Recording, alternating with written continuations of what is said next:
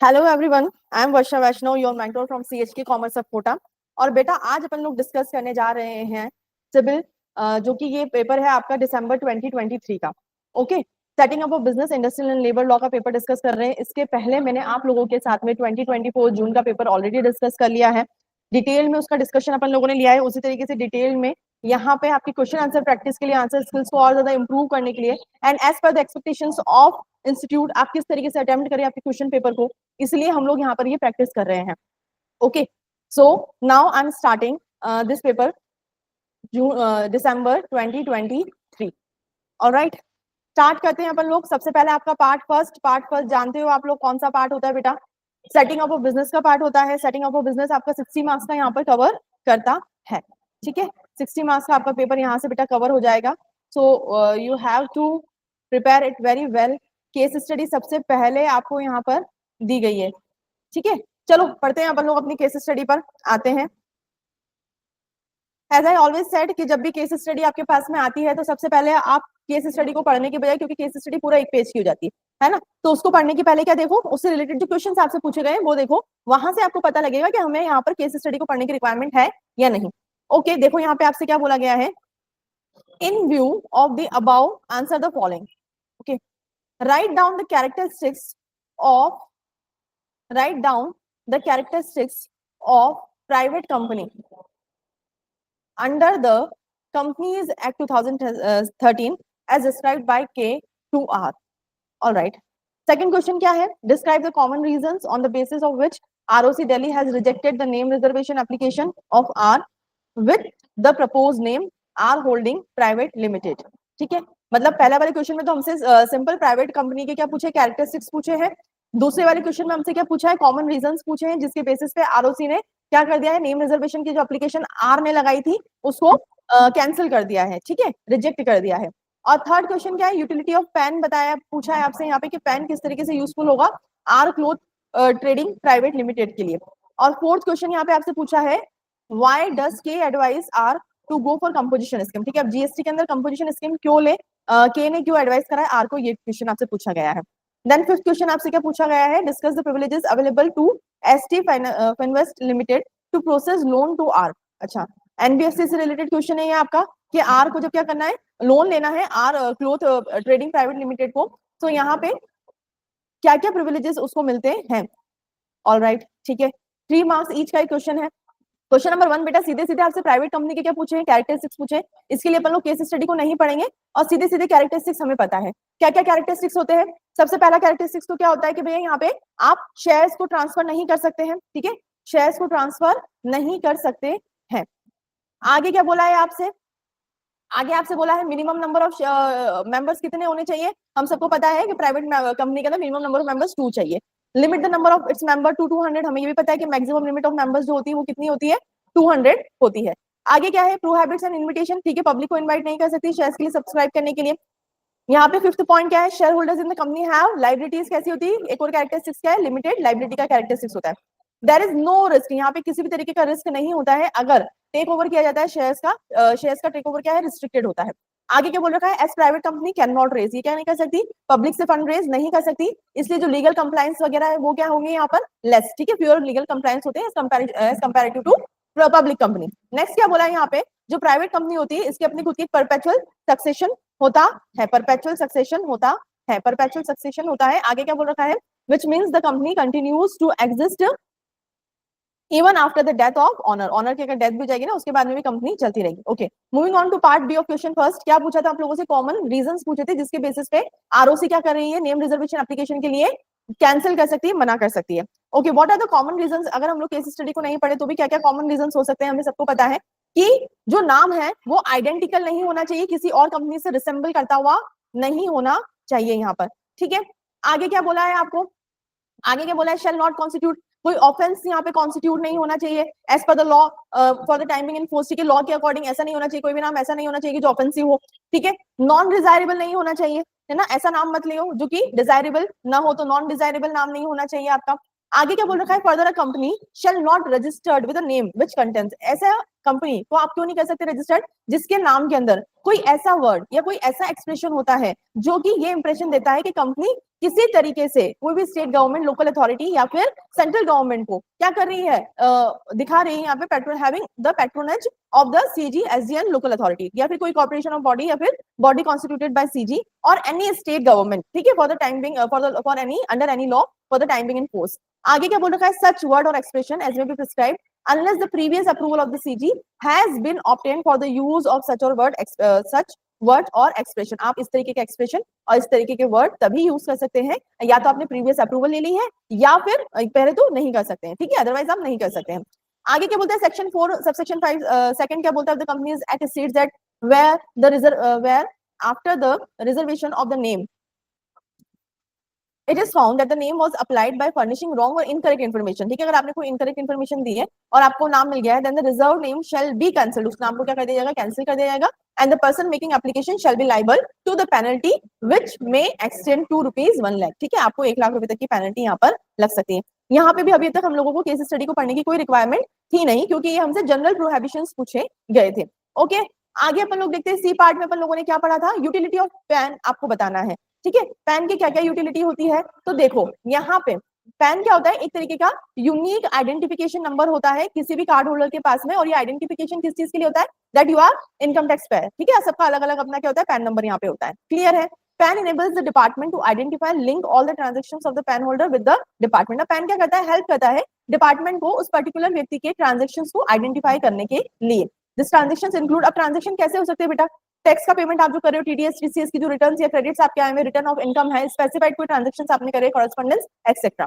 आगे क्या यूटिलिटी है, it facilitates easy retrieval of information of pan holder and matching the various investment, ठीक है, अब किस तरीके से आपकी पूरी की पूरी इंफॉर्मेशन आपका जस्ट एक पैन नंबर डालते से यहाँ पर मिल जाएगी, तो आसानी से इंफॉर्मेशन को कलेक्ट किया जा सकता है। सेकेंडली, ये एक तरीके से आइडेंटिटी प्रूफ के तौर पर क्या करता है, यहाँ पर काम करता है, ठीक है, आइडेंटिटी प्रूफ के तौर पे काम करता है जब आप कोई लार्ज नंबर ऑफ पर्पसेस, जैसे कि सेल कर रहे हो, परचेस कर रहे हो by any person of share of a company, या फिर सेल और purchase of any immovable property, clear है, यूटिलिटी आपको बता दी यहाँ पे। अब आगे आपसे क्या क्वेश्चन पूछा गया था पार्ट डी के अंदर बेटा, पार्ट डी में आपसे पूछा गया था, why does K advises R to go for composition scheme under the GST act 2017, ठीक है, अब आप कंपोजिशन स्कीम को क्यों ऑप्ट करेंगे, अब मुझे आप बताइए कंपोजिशन स्कीम बनाई क्यों गई है, इसलिए बनाई गई है क्योंकि जो भी एक फ्रेश एंटरप्रेन्योर होता है या बिजनेस एंटिटी होती है, तो वो जो कंप्लायंस रिक्वायरमेंट है, जो रिजिड रिक्वायरमेंट्स होती है, उन सारी रिक्वायरमेंट्स को उन्हें फुलफिल ना करना पड़े और थोड़ा उनके लिए इजी हो जाए, इसलिए कॉम्पोजिशन स्कीम्स को बनाया गया है। तो देखो कॉम्पोजिशन स्कीम के अंदर क्या बोला है, wait for a minute, composition scheme का मतलब क्या होता है, the scheme levy as an alternative method of levy of tax design for small tax payers, ठीक है, स्मॉल टैक्स पेयर का मतलब क्या होता है, इसकी क्या डेफिनेशन है, यानी कि वो टैक्स पेयर जिनकी टर्नओवर क्या है 1.5 करोड़ है, या फिर कुछ स्टेट में क्या दे रखी है 75 लाख दे रखी है। So the object of composition scheme is to bring simplicity, क्या लेकर के आना है, सिंपलिसिटी लेकर के आना है, और जो कंप्लायंस कॉस्ट है स्मॉल टैक्स पेयर के लिए उसको रिड्यूस करना है। ये ऑप्शनल होता है एंड द एलिजिबल पर्सन, जो कोई भी ऑप्ट कर रहे हैं टू पे tax under the scheme, this scheme can pay tax at the prescribed percentage, ठीक है, जो भी प्रिस्क्राइब्ड परसेंटेज होता है उनके टर्नओवर पर, वो हर एक क्वार्टर में क्या कर सकते हैं, उसे पे कर सकते हैं, instead of paying it at the normal rate पे पे करने की बजाय, ठीक है, 1 से लेकर करके 5% तक का आपका क्या रहता है, कंपोजिशन स्कीम का टैक्स रेट यहाँ पर रहता है, तो आप उसके ऊपर क्या कर सकते हो, पे कर सकते हो। कंपोजिशन स्कीम क्या हो चुकी है, अब अवेलेबल है सर्विस प्रोवाइडर्स के लिए भी, जिनका एनुअल टर्नओवर कितना है बेटा, जिनका एनुअल टर्नओवर यहाँ पर है आपका 50 लाख से ज्यादा का नहीं होता है, वो इस स्कीम को ऑप्ट कर सकते हैं। बोथ अब एक्सक्लूसिव सर्विसेज, जैसे कि मैं पर्टिकुलरली एक ही सर्विस के अंदर डील करती हूँ, या फिर मैं बहुत सारी सर्विसेज के लिए भी यहाँ पर डील करती हूँ, तो सभी के लिए क्या है, ये यहाँ पर अवेलेबल है, ठीक है। आगे क्या बोल रखा है, ये बोल रखा है कि K advisers R to opt composition scheme as R is a small businessman, R क्या है, एक स्मॉल बिजनेसमैन है जो कि अपने बिजनेस को अभी अभी शुरू कर रहा है, तो जीएसटी के रजिस्ट्रेशन का जो बर्डन सम होता है वो उसके ऊपर ना आए, इसलिए वो जीएसटी कंपोजिशन स्कीम में क्या कर ले, अपने आप को रजिस्टर करवा ले, it is a better option, ठीक है। टिल नाउ अभी तक हम लोगों ने केस स्टडी को ऐसा कुछ पढ़ने की जरूरत नहीं है, because all the questions are direct question, है ना बेटा, पढ़ना पड़ता अगर हम लोगों को केस स्टडी कब पढ़ना पड़ता, जब क्वेश्चंस डायरेक्ट नहीं होते। ओके चलिए ई पार्ट देखते हैं इसका, discuss the privileges available to STF invest to process loan to R clothes trading private limited quickly at very competitive rate of interest as compare to the bank. अब आप मुझे बताइए क्वेश्चन पढ़ के क्या समझ में आ रहा है कि बैंक के कंपैरिजन में जो एसटीएफ इन्वेस्ट लिमिटेड है वो क्या कर पा रही है, एक competitive rate of interest. Competitive rate of interest का मतलब क्या होता है कि मैं आपको जो लोन दे रही हूँ वो दे रही हूँ 10% पे, और यहीं पर एसटीएफ इन्वेस्ट दे रही है वो दे रही है 8%, 9% या फिर उससे कम, ठीक है, with less compliance, less legal compliance, less requirements, ठीक है। तो यहाँ पर अभी अपन लोग एक बार को स्क्रॉल करके देख लेते हैं एसटीएफ इन्वेस्ट के बारे में। तो देखो बेटा, यहाँ पे मुझे कुछ पूरा नहीं पढ़ना पड़ रहा है। STF invest limited is a non-banking financial company. The loan is processed quickly by STF Invest Limited to our cloth trading private limited at a very competitive rate of interest. ठीक है, मुझे समझ में आ गया कि ये एनबीएफसी है। अब मुझे यहाँ पे क्या बताना है कि किस तरीके से एनबीएफसी से अगर आप लोन लेते हैं तो क्या क्या प्रिविलेजेस आपको मिल सकते हैं, ठीक है। चलो moving on to answer. Answer में क्या लिखा हुआ है देखते हैं। यहाँ पे देखो सीधे एनबीएफसी के बारे में बता दिया है। तो NBFC is engaged in a business of loan और एडवांसेस। हमें पता है क्या क्या करते हैं एनबीएफसी का, क्या काम होता है बिजनेस को लोन देना, एडवांसेस देना, acquisition of shares, stock, bond, debenture, securities issued by government और लोकल अथॉरिटी और other marketable securities of a like nature, leasing या हायर परचेस या insurance business, chit fund business में जो भी लगे हुए हैं उन सबको। इस तरीके का इसका काम है। जो प्रिविलेजेस क्या क्या होते हैं एनबीएफसी से, तो सबसे पहला प्रिविलेज जो उन्होंने ही हमें वहां पे एक्सप्लेन कर दिया था, that is competitive interest rate. Competitive interest rate का मतलब ये होता है कि बैंक के कंपैरिजन में जो बैंक के जो लैंडिंग रेट से बेटा उस रेट से क्या करना है, या तो कम पे या फिर बरोबर पे, ठीक है, उसी रेट पे क्या करना है, लोन अवेलेबल करवाना है। दूसरी चीज है क्विक प्रोसेसिंग। क्विक प्रोसेसिंग का मतलब क्या हो गया, at bank it is very important that the applicant should fulfil the eligibility criteria, है ना। वहां पे बैंक में एलिजिबिलिटी क्राइटेरिया बहुत ज्यादा होता है, वहां पे कोई लीनियंसी नहीं होती है, लेकिन वहीं पे एनबीएफसी इन सारी चीजों को लेकर के थोड़ा सा क्या है, लीनियंट यहाँ पर है, ठीक है, इन सारी चीजों को लेकर के लीनियंट यहाँ पर है। क्लियर है यहाँ पे आपको ये चीज। आगे क्या बोल रखा है, लेस रूल्स एंड रेगुलेशंस। अब आप मुझे बताइए, अभी अपन लोग यहाँ पे क्या कर रहे हैं, it is a comparative study, ठीक है, बैंक और एनबीएफसी के बीच में हम लोग कंपैरिजन कर रहे हैं। तो क्या कंपैरिजन हमने करा है कि बैंक के कंपैरिजन में एनबीएफसी के अंदर जो रूल्स एंड रेगुलेशंस होते हैं वो फ्यू होते हैं, कम होते हैं, ठीक है। आगे क्या बोल रखा है, last resort of borrowing. Last resort of borrowing का मतलब क्या हो गया, they are the last resort of borrowing. Further, agility is the key feature for NBFC as it sets the banks apart. अगर आपको बैंक लोन नहीं दे रहा है तो एनबीएफसी आपके पास में लास्ट रिसोर्ट है। आगे क्या बोल रखा है, कैटर्स कस्टमर नीड्स, है ना, कस्टमर की जो रिक्वायरमेंट है उनको वो फुलफिल करती है। अब रिक्वायरमेंट क्या होती है कस्टमर की बेटा, क्रेडिट की रिक्वायरमेंट है, ठीक है, तो उस चीज को वो लोग क्या करते हैं, फुलफिल करते हैं और कस्टमाइज करते हैं किसके अकॉर्डिंग, कस्टमर की रिक्वायरमेंट के अकॉर्डिंग, क्लाइंट के रिक्वायरमेंट के अकॉर्डिंग। नेक्स्ट क्या बोल रखा है, loan available for individual with poor credit rating, ठीक है। अब वो पुअर क्रेडिट रेटिंग किसकी है, उस इंडिविजुअल की है जिसकी रेटिंग इतनी अच्छी नहीं है, जिसे और किसी जगह से क्या नहीं मिल पा रहा है, लोन नहीं मिल पा रहा है। लेकिन यहाँ पे एनबीएफसी क्या करती है, वो इंडिविजुअल जिनका लो क्रेडिट स्कोर्स होता है एनबीएफसी उन्हें भी कम इंटरेस्ट रेट पे क्या करती है, लोन अवेलेबल करवाती है। क्लियर है यहाँ पे। आगे बोल रखा है border customer base and enhance customer trust, ठीक है, कस्टमर ट्रस्ट करते हैं क्योंकि एनबीएफसी रिकॉग्नाइज्ड है, ultimately increase brand value of the NBFC. Clear है यहाँ तक आपको। तो ओवरऑल 5 क्वेश्चंस के अंदर हमें सिर्फ लास्ट में जस्ट टू सी कि भैया ये जो एनबीएफसी है या नहीं है, इस वजह से हम लोगों ने केस स्टडी को देखा था, अदरवाइज हमें कोई रिक्वायरमेंट यहाँ पे नहीं लगी। Now moving on to question number 3। चलिए जल्दी से हम लोग क्वेश्चन नंबर 3 की तरफ चलते हैं। Question number 3 one by one, sorry moving on to question number 2।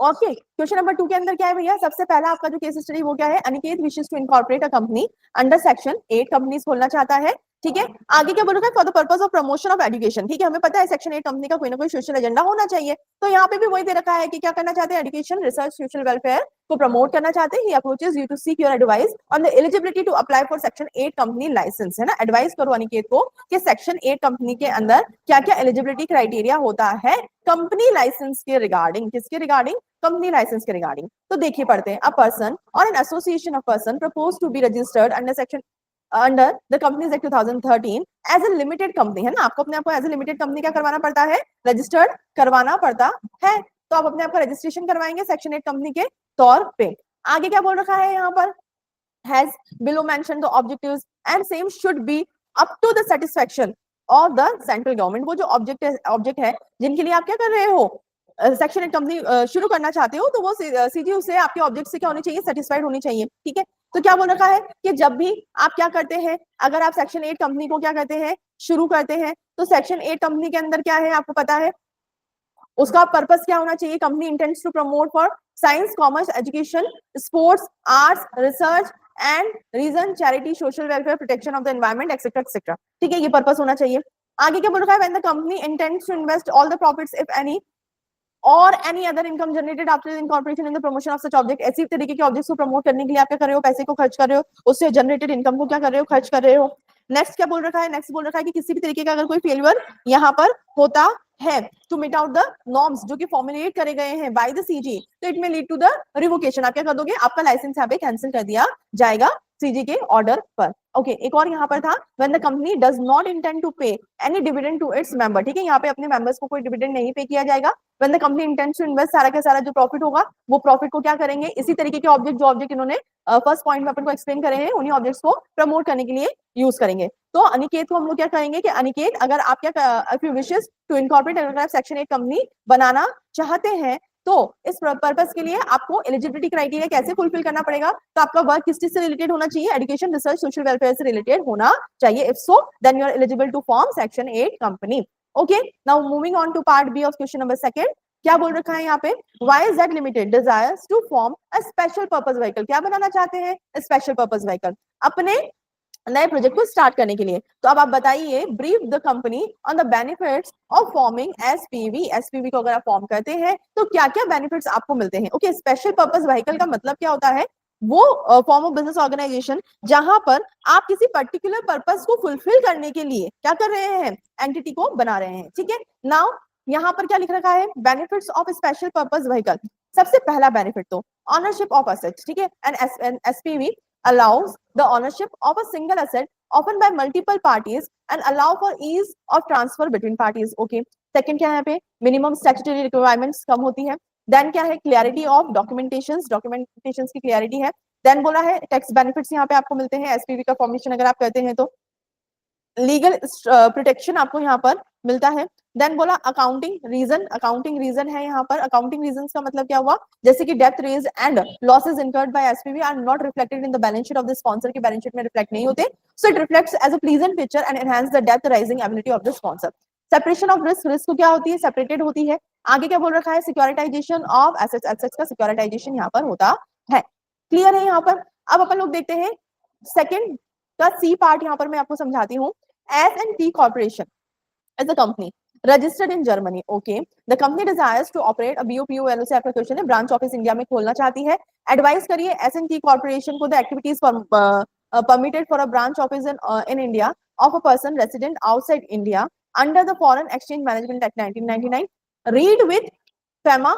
Okay, है ना, कि किस तरीके से आप क्या कर सकते हैं यहाँ पे इंडिया में प्रोजेक्ट ऑफिस को ओपन कर सकते हैं। ओके, प्रोजेक्ट ऑफिस ही था ना, सॉरी, ब्रांच ऑफिस, किस तरीके से आप इंडिया में ब्रांच ऑफिस को ओपन कर सकते हैं। ठीक है, चलिए देखते हैं आंसर क्या है।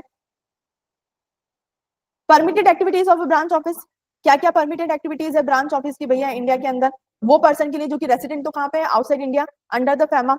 Read with foreign exchange management establishment in India of a branch office और लाइसेंस ऑफिस और प्रोजेक्ट ऑफिस। सबसे पहली चीज तो क्या होना चाहिए कि आपका बिजनेस जो होना चाहिए वो export and import of goods होना चाहिए। रेंडरिंग प्रोफेशनल सर्विसेज, या फिर आप कंसल्टेंसी सर्विसेज को क्या कर रहे हो, प्रोवाइड कर रहे हो, other than practice of legal profession. आगे क्या बोल रखा है, कैरिंग आउट रिसर्च वर्क या एक्टिविटीज को आप क्या कर रहे हो, कम कर रहे हो which in with the parent company, parent company क्या है, एंगेज है, या फिर प्रमोट करना है टेक्निकल या फिर फाइनेंशियल कोलैबोरेशन को between India company and parent company जो कि ओवरसीज में है। आगे क्या बोल रखा है, रिप्रेजेंट करना है, representing the parent company in India and acting by as buying and selling agent के तौर पे काम कर रहे हो, या फिर सर्विसेज को आप क्या कर रहे हो, रेंडर कर रहे हो, कहां पर, आईटी सेक्टर के अंदर और डेवलपमेंट ऑफ सॉफ्टवेयर के अंदर। ठीक है, देन क्या बोल रखा है, रेंडरिंग, अगर आप किसी तरीके का टेक्निकल सपोर्ट यहाँ पर दे रहे हो टू द प्रोडक्ट जो कि सप्लाई करे जाते हैं बाय द पेरेंट कंपनी। इसके अलावा आप किस तौर पे काम कर रहे हो, रिप्रेजेंट कर रहे हो फॉरेन एयरलाइंस या शिपिंग कंपनी को। अकॉर्डिंगली एसओटी को क्या करा गया है, एडवाइस यहाँ पर किया गया है। Now moving on to part D of question number second, क्या है यहाँ पे, Ratan has started the business of handicraft item. ठीक है, चांदनी चौक दिल्ली के अंदर। One of his friend advise him to obtain, उसको क्या बोलने को बोला कि भैया तू लाइसेंस ले ले शॉप एंड एस्टेब्लिशमेंट एक्ट 1948 के अंडर में। He approaches you to seek your advice, वो आपसे एडवाइस देने के लिए आया है और आप रतन को क्या करें, एडवाइस कीजिए कि क्या क्या कंटेंट होगा एप्लीकेशन का फॉर लाइसेंस, कौन से एक्ट के under, under the shop and establishment act 1948। Clear है यहाँ पर। ठीक है, तो क्या क्या कंटेंट होता है जब आप लाइसेंस के लिए अप्लाई करते हैं शॉप एंड एस्टेब्लिशमेंट एक्ट के अंदर, चलिए देखते हैं।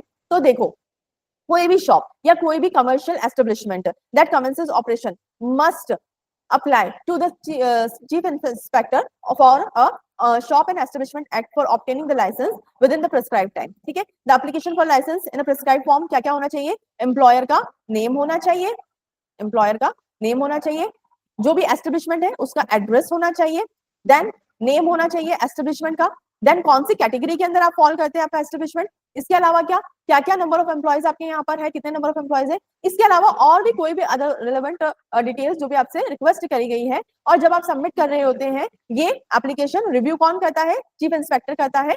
The shop and commercial establishment will be registered and a registration certificate यहाँ पे ऑक्यूपायर को क्या कर दिया जाता है? इशू कर दिया जाता है। क्लियर है? चलिए मूव ऑन करते हैं अपन लोग क्वेश्चन नंबर 2 का पार्ट नंबर ई क्या है यहाँ पर देखते हैं।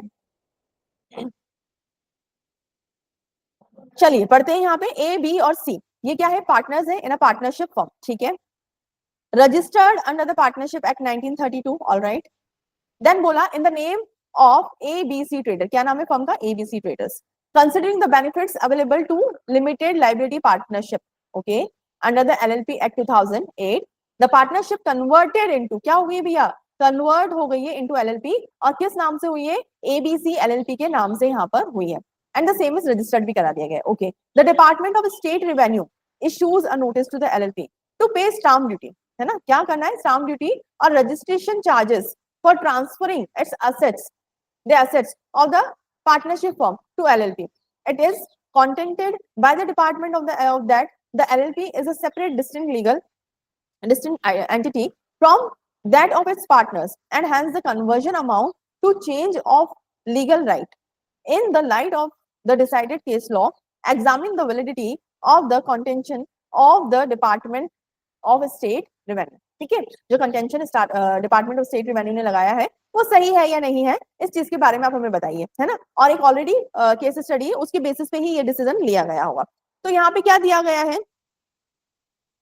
This given case is similar to the decided case law, Susan Flora Pharma LLP versus State of Himachal Pradesh के अंदर जो ये केस था ये उसी के अकॉर्डिंग है, उसी की तरह है। जो पिटिशनर था वो रजिस्टर्ड था पार्टनरशिप फर्म के नाम पे, इन the name and style of, इस तरीके से, under the provisions of the Indian partnership act 1932 के अकॉर्डिंग, ठीक है।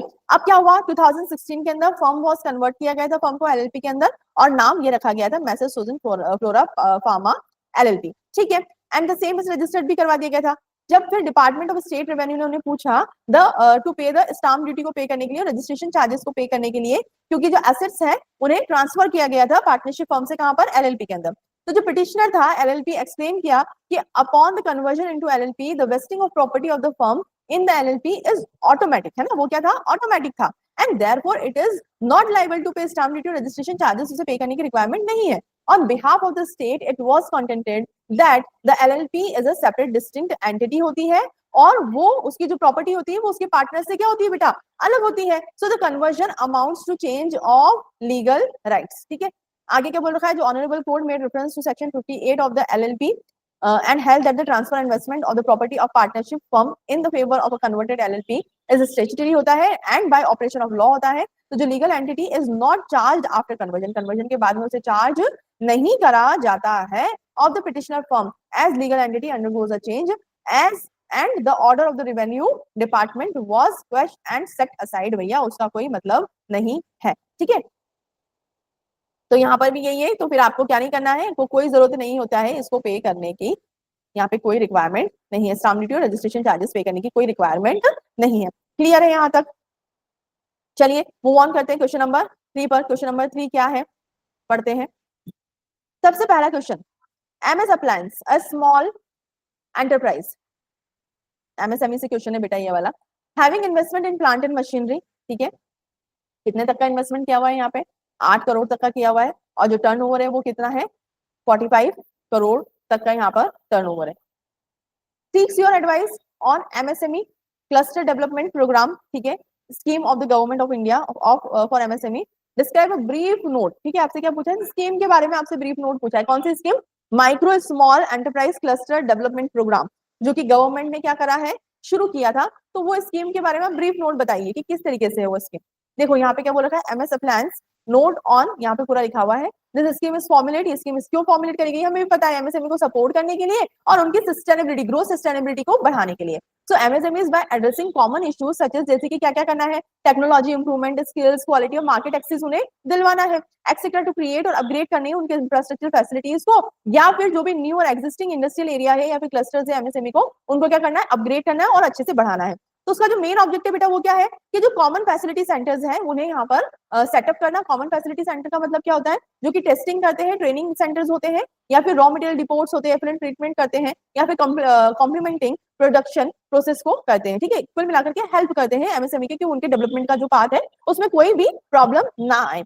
सो promotion of green and sustainable, इसके अलावा कौन सी एक्टिविटीज को प्रमोट करते हैं, कौन सी हैबिट को प्रमोट करते हैं यहाँ पे, तो ग्रीन और सस्टेनेबल मैन्युफैक्चरिंग टेक्नोलॉजीज को यहाँ पे क्या करा जाता है, प्रमोट किया जाता है।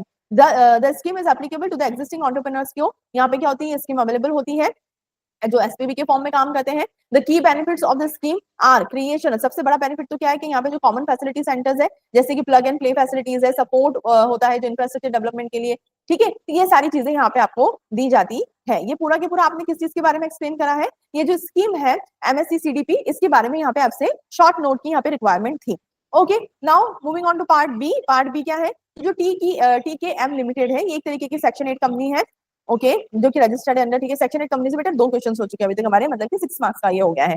The company desires to operate the educational institute, company क्या करना चाहती है, एजुकेशनल इंस्टीट्यूट ऑपरेट करना चाहती है मध्य प्रदेश के अंदर। The company approaches you to seek your advice on the role of incubator, ठीक है, इंक्यूबेटर का यहाँ पे क्या रोल होगा फॉर असिस्टिंग, किस तरीके से वो एंटरप्रेन्योर को असिस्ट करेंगे कि वो बिल्ड कर सके और लॉन्च कर सके उनका स्टार्टअप। सेक्शन 8 के फॉर्म में यहाँ पे क्या बनाना चाहते हैं, स्टार्टअप बनाना चाहते हैं। और क्वेश्चन में आपसे पूछा किसके बारे में बेटा, इंक्यूबेटर के बारे में पूछा है। इट इज इंटरेस्टिंग कि आपको बताया सबसे पहले किसके बारे में, सेक्शन 8 कंपनी के बारे में, फिर क्या बोलते हैं कि वो किस तरीके से, क्या रोल उसका प्ले होगा स्टार्टअप के तौर पे, किस तरीके से इंक्यूबेटर हेल्प करेगा। ठीक है, अब आपसे क्या पूछ रहे हैं कि इंक्यूबेटर होते कौन है, ओके, ये यहाँ पे आपसे पूछा गया है, तो उसके बारे में आपको शॉर्ट नोट लिखना है। देखो यहाँ पे देखते हैं, इंक्यूबेटर्स आर ऑर्गेनाइजेशन, ये ऐसे ऑर्गेनाइजेशंस होते हैं जो स्पेसिफिक गोल के लिए, स्पेसिफिक गोल क्या होता है कि जो न्यू एंटरप्रेन्योर्स है उन्हें क्या करना है, असिस्ट करना है कि वो किस तरीके से बिल्डअप कर सके और लॉन्च कर सके उनके स्टार्टअप को without any hassle. Not only do incubators offer a high number of value added services, सिर्फ इंक्यूबेटर्स ही हाई वैल्यू सर्विसेज नहीं देते, सर्विसेज जैसे कि ऑफिस स्पेस, यूटिलिटीज, एडमिन और लीगल असिस्टेंस भी इसके अलावा प्रोवाइड करते हैं। They often also make grants, डेब्ट एंड इक्विटी इन्वेस्टमेंट भी इस तरीके के स्टार्टअप में करते हैं। ठीक है, इक्विटी इन्वेस्टमेंट भी इनके साथ में वो करते हैं। क्लियर है। अब यहाँ पे देखो अटल इंक्यूबेशन सेंटर शुरू किया गया था, ये इनिशिएटिव था अटल इनोवेशन मिशन का। नीति आयोग ने क्या करा, इसको फोस्टर किया है, इनोवेशन और एंटरप्रेन्योर स्पिरिट को इंडिया के अंदर, while creating a supportive ecosystem बनाया गया स्टार्टअप और एंटरप्रेन्योर्स के लिए इंडिया के अंदर। ईच AIC यानी कि Atal incubation system is supported with a grant of, है ना, हर एक के अंदर 10 करोड़ तक का पैसा यहाँ पर लगाया गया था, कितने सालों में, 5 सालों के अंदर। ठीक है, आगे क्या बोल रखा है, सिंस 2016 से जो एम है यानी कि अटल इनोवेशन मिशन हैज एस्टेब्लिश करा गया, इन्होंने कितने बेटा अटल इंक्यूबेशन सेंटर्स खोले, तो 68 इंक्यूबेशन सेंटर्स को यहाँ पे इन्होंने ओपन किया, 18 स्टेट्स के अंदर और 3 यूनियन टेरिटरीज के अंदर। ठीक है, क्लियर है यहाँ पे, which have support more than, ये इन्होंने कितने स्टार्टअप्स को अभी तक सपोर्ट किया है, तो 2700 स्टार्टअप्स को अभी तक सपोर्ट किया है। Incubator setups precedes the seed funding stage, seed funding stage से उनको हेल्प करते हैं, एंटरप्रेन्योर को हेल्प करते हैं कि वो अपने किस तरीके से अपने बिजनेस आइडियाज को और make a prototype by providing resources, उनको रिसोर्सेज प्रोवाइड करके, उन्हें सर्विसेज प्रोवाइड करके, है ना, इक्विटी स्टेक उनका लेकर के इंक्यूबेटर ऑफर करते हैं, ऑफिस स्पेस, एडमिनिस्ट्रेटिव सपोर्ट उन्हें देते हैं, legal support, management training, mentoring, access करना इंडस्ट्री एक्सपर्ट्स को, किस तरीके से आप मिल सकते हैं, किस तरीके से आप एंजल इन्वेस्टर्स या फिर वेंचर कैपिटलिस्ट से क्या करवा सकते हैं, फंडिंग करवा सकते हैं। ठीक है, this incubation period can be of 2 to 3 years यहाँ पर का हो सकता है। क्लियर है यहाँ पर आपको।